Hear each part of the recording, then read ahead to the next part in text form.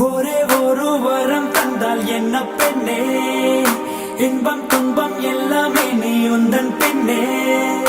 இருபுறம் சிறகுள்ள அழகிய தேவனை பார்க்க